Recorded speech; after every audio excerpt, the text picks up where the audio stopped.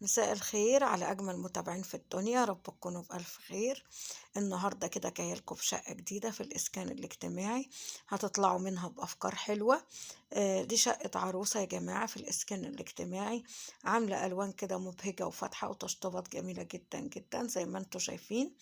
هي في دخلة الريسبشن كده حاطة عند البلكونة، حاطة كده أنتريه، وعاملة جبسن بورد شكله جميل جدا في السقف، وعاملة ألوان فاتحة، وعاملة كده سبوتات، وحاطة كده أنتريه عند دخلة البلكونة زي ما انتوا شايفين.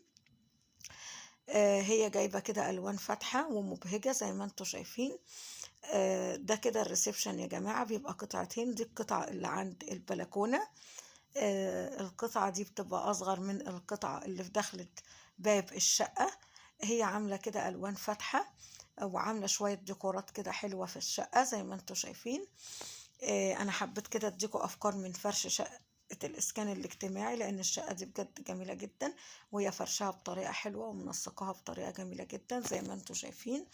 عاملة كده جبسن بورد في السقف شكله جميل جدا وطالع موضة وترند زي ما انتوا شايفين كده، وعاملة سبوتات. هنا عند دخلة باب الشقة حاطة كده بوفيه، وحاطة سفرة بست كراسي زي ما انتوا شايفين كده.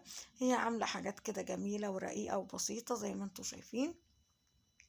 ألوان كده مبهجة وفاتحة، لأن شقق الإسكان انتوا عارفين بتبقى مساحتها مش كبيرة قوي يعني، فلازم نعمل كده ألوان فاتحة ومبهجة، علشان ما تضيقش معانا المساحة، لأن انتوا عارفين الألوان الغامقة بتضيق معاكي المساحة.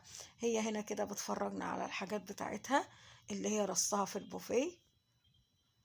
طبعا كل ما صغرنا يا جماعة في العفش وعملنا حاجات بسيطة وكده بتدي وسع للمكان، لأن انتوا عارفين ان شقق الإسكان الاجتماعي بتبقى المساحة مش كبيرة قوي زي ما انتوا عارفين. فهي هنا كده بتفرجنا على الحاجات بتاعتها. جايبة حاجات كده جميلة وحلوة جدا وشيك.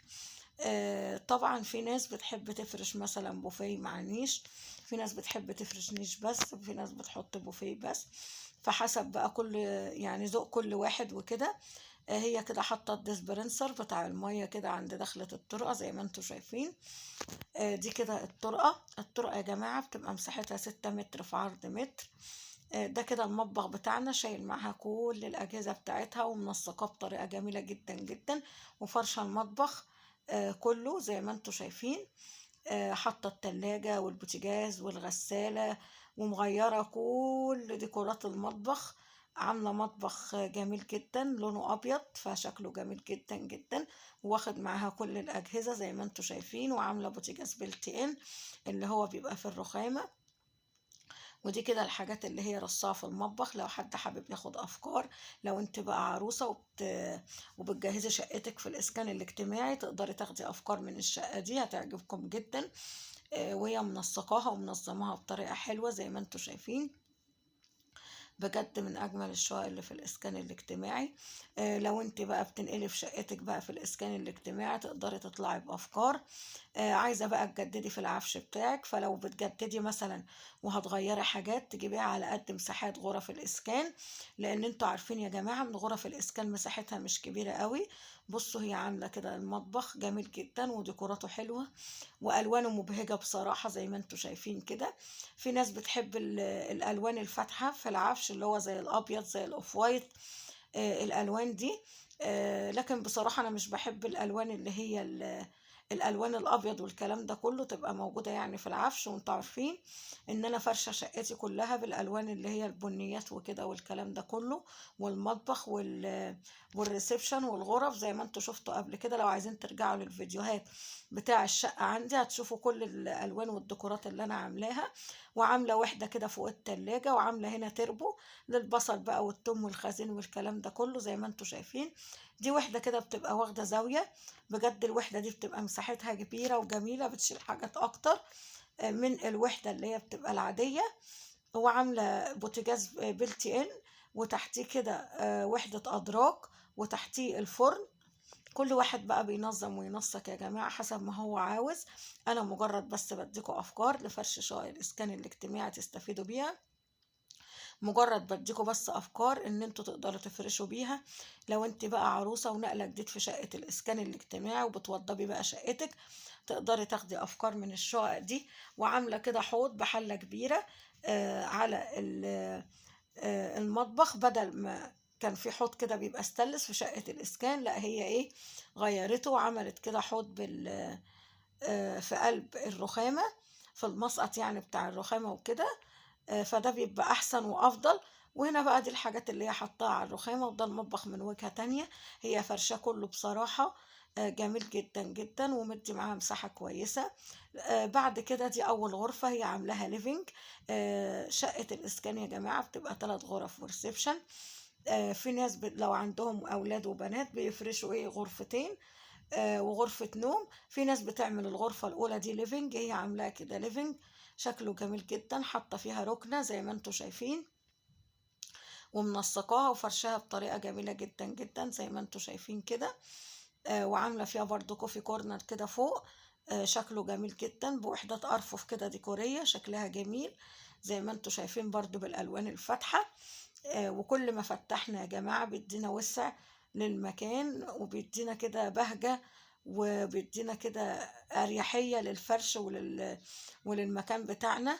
نحاول على قد ما نقدر ما نعملش دهانات غامقة يا جماعة، عشان الدهانات الغامقة بتصغر المكان. لكن كل ما فتحنا في الألوان بيدينا كده ايه روح مبهجة كده في المكان. هي بصراحة ذوقها جميل جدا في الفرش. وبعد كده دي غرفة الأطفال، هي حاطة كده سريرين وكومود كده بمراية في النص زي ما انتوا شايفين، والدولاب وشماعة كده على الجنب، وده دولاب جرار. لما نيجي نفرش شقتنا في الإسكان الاجتماعي يا جماعة، لو احنا بقى بنغير في الفرش أو انت عروسة، بنجيب الدولاب جرار سواء في غرف الأطفال أو في غرفة النوم، علشان معروف إن الغرف مساحتها مش كبيرة قوي، فما مش هنعرف نفتح الدولاب بتاع اللي هو العادي يعني المفصلي. لكن الدولاب الجرار بيبقى عملي ان هو ما بياخدش مساحة. وهي كده بتورينا الحاجات اللي هي منسقاها وفرشاها وجايباها في العفش بتاعها. هي جايبة حاجات جميلة جدا وشيك، ورصاها بطريقة جميلة جدا جدا زي ما انتوا شايفين كده. بجد ذوقها راقي جدا جدا في الفرش. هي عاملة أغلبية الفرش اللي هي الألوان الفواتح. هي عاملة كده لون الأوضة أبيض في ذهبي كده بسيط، شكله جميل جدا جدا، ومعملتش أي ألوان مبهرجة في الغرفة أو أي حاجة. هي عاملة تقريبا الشقة كلها لون موحد زي ما انتوا شايفين كده. ودي كده الطرقة. بعد كده هندخل على غرفة النوم. بجد شابوليكي فرشها بطريقة جميلة جدا جدا، ومنسقاها بطريقة حلوة بحيث ان هي يبقى عندها مساحة كويسة للحركة. وفي نفس الوقت عاملة برضو الألوان الفاتحة، وعاملة بانوهات، وعاملة ديكورات حلوة قوي قوي زي ما انتوا شايفين كده. دي التسريحة بتاعتها، هي رص عليها كده عاملة وحدات أرفف، ورص عليها بقى الحاجات بتاعتها الخاصة بيها، البرفانات والميك اب. دي وحدة كده جنب التسريحة، وحدة كده بأرفف لوحدها، ودي كده التسريحة. دي تقريبا الغرف اللي طالعة جديدة ترند، بتبقى ما بتاخدش مساحة، وفي نفس الوقت فيها وحدات تخزين أكتر زي ما انتوا شايفين، بتاخد حاجات أكتر، وفي نفس الوقت مساحتها مش كبيرة. بصوا فيها أدراج كده للميك اب وللشامبوهات والحاجات بقى الشخصية بتاعتنا والبرفانات وكده. بجد يعني هي فرشة الشقة بطريقة جميلة جدا جدا. مبروك عليك يا حبيبة قلبي، وربنا يهنيكي فيها ويسعدك. ما تنسوش بقى تدعموني باللايك والشير والاشتراك في القناة وتفعيل زرار الجرس للكل، عشان كل ما انزل فيديو تتفرجوا عليه. انا بحاول يا جماعة اديكم بس افكار من فرش شقق الاسكان الاجتماعي تستفيدوا بيها، سواء بقى في الترتيب، في التشطيب، في الفرش. وانتظروني ان شاء الله بإذن ربنا في فيديو جديد هقول لكم تفاصيل الإعلان الجديد اللي نازل لشقق الإسكان الاجتماعي، ونعرف ايه التفاصيل وكراسة الشروط وايه المرتب اللي نازل والكلام ده كله، ونستفيد منها عشان لو حد عايز يقدم على شقق الإسكان الاجتماعي. هي كده كانت بتفرجنا غرفة النوم، بجد فرشها بطريقة جميلة جدا جدا زي ما انتوا شايفين كده، وكلها ألوان فاتحة، وعاملة ديكورات بسيطة بجد يعني ايه ديكورات شكلها جميل جدا جدا زي ما انتوا شايفين. وعاملة برضو جبسن بورد في غرفة النوم زي ما انتوا شايفين كده يا جماعة. بجد من أجمل الشقق في الإسكان الاجتماعي زي ما انتوا شايفين كده، وعاملة ديكورات حلوة قوي قوي قوي، وفرشها بسيط وجميل، مش مبهرج ولا في حاجات كتيرة ولا تفاصيل كتيرة.